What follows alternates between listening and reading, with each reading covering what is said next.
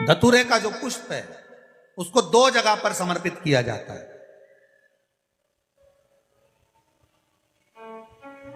दो जगह, एक धतूरे का पुष्प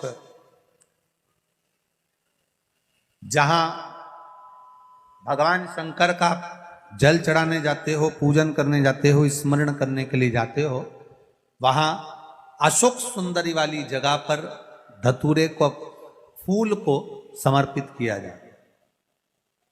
एक दूसरे नंबर का धतूरे का जो फूल होता है, दो फूल जब हम समर्पित करने जा रहे हैं तो एक अशोक सुंदरी वाली जगह पर फूल का जो मुख होता है,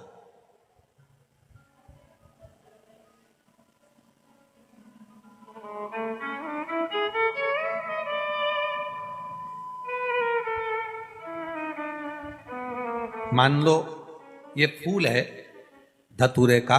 वैसे तो धतूरे का फूल लंबा होता है, आपने दर्शन किए किस किसने करे ना, सबने दर्शन।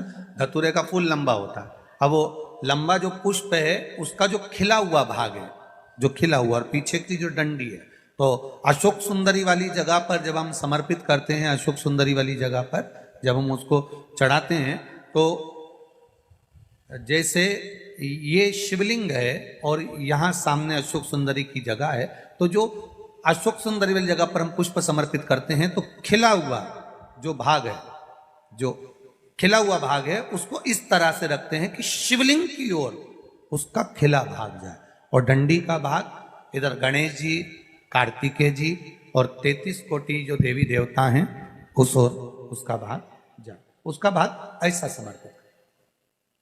एक दूसरा, शिवलिंग पर जब हम धतूरे का पुष्प समर्पित करते हैं, शिवलिंग पर जब हम धतूरे का पुष्प समर्पित करते हैं तो उस फूल का खिला हुआ जो भाग होता है उसका मुख हमारी ओर होना चाहिए। अर्थात डंडी का मुख जब शिवलिंग पर चढ़ाएंगे तो डंडी का मुख उधर हो और खिला हुआ भाग हमारी ओर।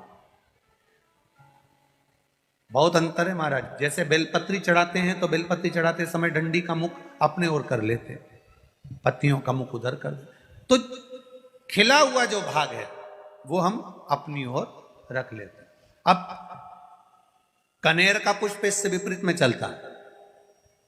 कनेर का जो पुष्प होता है उसकी डंडी का मुख हम अपनी ओर रख लेते हैं और खिला हुआ भाग महादेव की ओर कर देते हैं, वो थोड़ा विपरीत हो जाता। तो शिव तत्व कह रहा है, भगवान शंकर का संवाद कर रहा है, शिव महापुराण की कथा कर रही है। दो स्थान धतूरे के पुष्प को समर्पित करने के लिए दिए। कौन कौन सा स्थान है? जम के बोलो। पहला, जम के बोलो। अशोक सुंदरी के स्थान पर खिला हुआ भाग कहां होना चाहिए? महादेव की और डंडी का भाग जहां 33 कोटि देवता हों, गणेश जी, कार्तिकेय हों, उस ओर हो। और दूसरा, देवादिदेव महादेव के शीश पर। दोपहर के बाद में तोड़ी गई बेलपत्र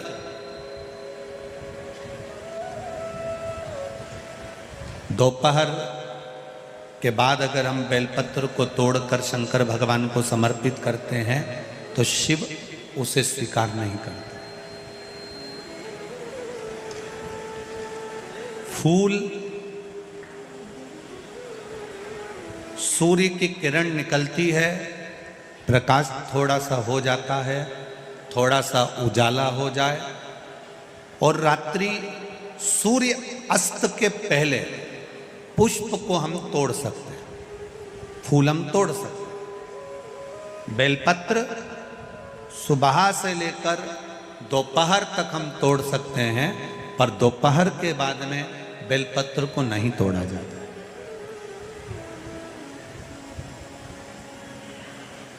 चतुर्थी, अष्टमी, नवमी, द्वादशी, चतुर्दशी, अमावस्या, पूर्णिमा, संक्रांति, ये ऐसे पर्व हैं जिस दिन बेलपत्र को नहीं तोड़ा जाता। चतुर्थी अष्टमी, नवमी,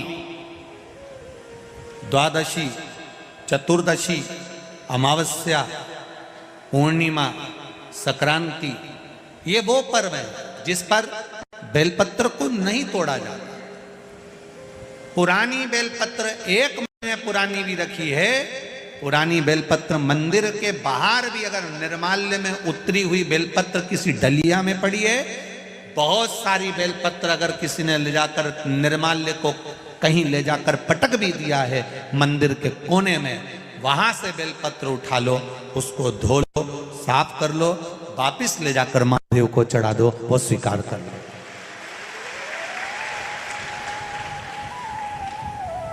पशुपति व्रत कर रहे हो, चतुर्थी पड़ गई, अष्टमी पड़ गई, द्वादशी पड़ गई, बच्चों से मत कहो कि बेलपत्र तोड़ कर लाओ। बच्चों से कहो जाओ शंकर जी के मंदिर में कहीं डलिया में कहीं एक आध 2 बेलपत्र भी, 1 बेलपत्र भी अगर कहीं साइड में पड़ी हो, उसको उठा लाओ, धो, बाबा के थाली में रख लो और पशुपति व्रत पर भी चढ़ा दो। दोपहर के बाद में पूजन करने जा रहे हो, बेलपत्र दोपहर के बाद ना तोड़वाइए। फूल सुबह प्रकाश होने से लेकर रात्रि को, शाम को जब सूर्य अस्त हो उसके पहले फूल आप तोड़ लो, मना नहीं है, दिन भर का समय आपके पास है, पर रात्रि में फूल नहीं तोड़ा जाता। शंकर भगवान पर समर्पित कोई प्रसाद शिव जी को चढ़ाया गया, कोई प्रसाद रात भर नहीं रखना चाहिए। आप लोग तो संकट सोमवार अगर किसी ने करे हों, किसी ने करे संकट सोमवार या 16 सोमवार, हाथ उठाओ, किस किस ने करे हैं, पहले करें आप लोगों ने, रखो। जो लोग 16 सोमवार करे हुए होते हैं, संकट सोमवार करे हुए होते हैं, उनको मालूम होता है, उनके स्मरण में रहता है कि संकट सोमवार का जो प्रसाद होता है उसको रात भर नहीं रखते। उसका कारण स्कंद पुराण में भी कहा गया, उसका कारण शिव महापुराण में भी वर्णन किया गया। शंकर भगवान का प्रसाद,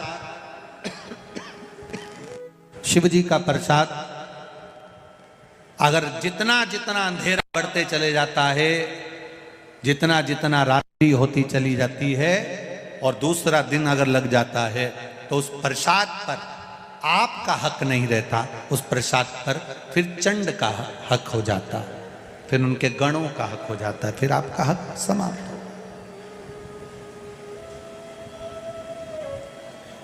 तीसरी बात का स्मरण करिएगा, एक तो बेलपत्र दोपहर के बाद न तोड़िए, दूसरा पुष्प रात में न तोड़िए, तीसरा चतुर्थी, अष्टमी, नवमी, द्वादशी, अमावस्या, पूर्णिमा, चतुर्दशी, संक्रांति, इस पर बेलपत्र ना तोड़िए। मंदिर की चढ़ी हुई, कहीं रखी हुई